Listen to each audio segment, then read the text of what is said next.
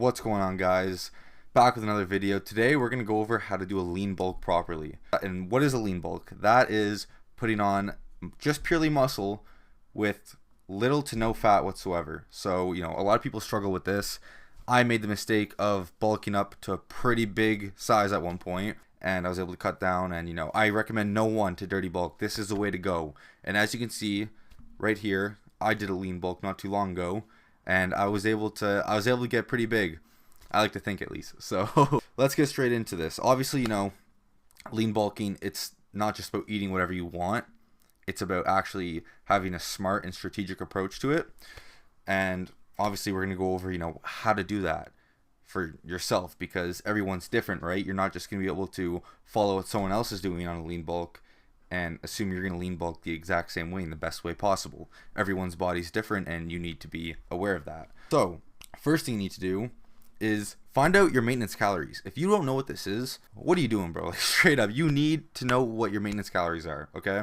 And what you should be doing is eating between 150 and 300 above that maintenance calorie mark per day, okay?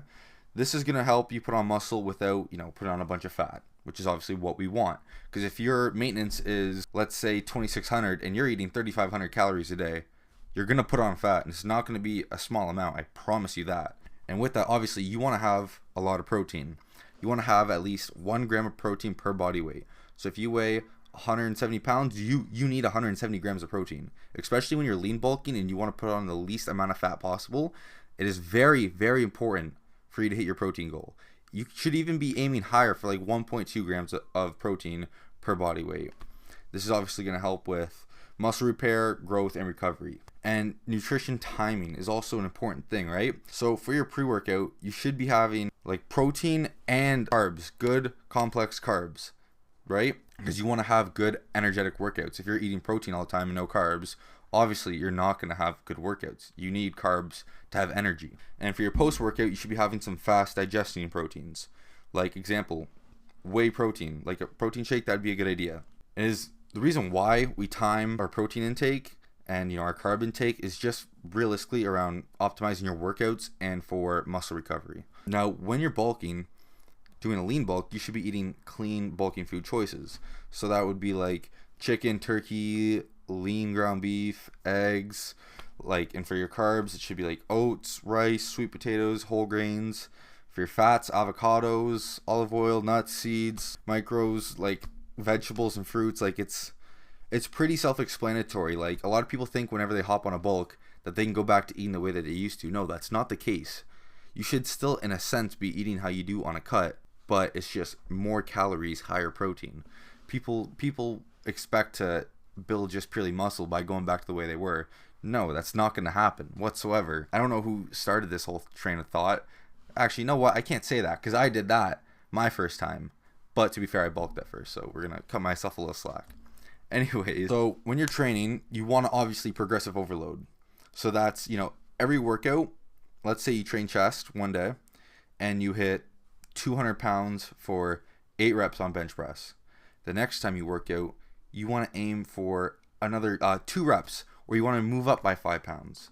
You always want to be trying to overload. You want to progress. That's the goal, right?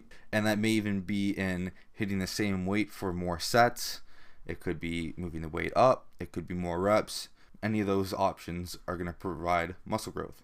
And you should be training each muscle group twice a week and keep the sessions intense, but obviously, avoid complete burnout, because you are going to be training them twice a week. If you're going to be going complete burnout, I'm assuming you're training 4 times a week, maybe if you're on a 4-day split, or 3 times a week if you're on a 3-day split, so you don't completely fry your whole body. And another thing that people have moved away from a lot, which I don't understand why, is doing compound lifts. And you should be doing your compound lifts first. So obviously that's like your squats, your bench, like bench press, pull-ups, like barbell rows. Deadlifts are a compound lift, right? I don't think deadlifts are a good idea. I think they're bad. The risk to reward ratio isn't good, which is why it's not on this list. And like, you're training for, looks.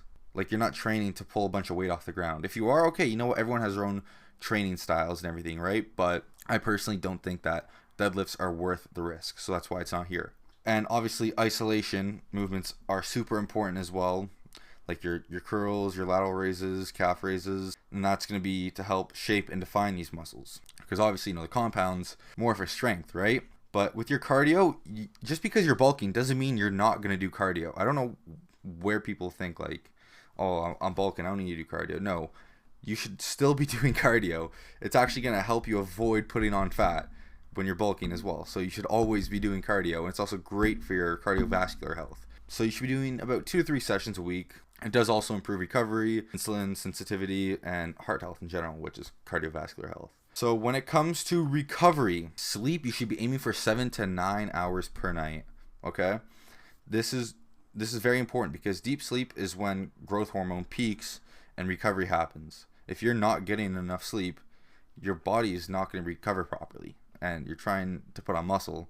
Like, come on, it's pretty obvious here. So, and having high stress is also bad because it's going to it's going to push fat gain and muscle loss, which we're not trying to go backwards, we're trying to move forwards here, right?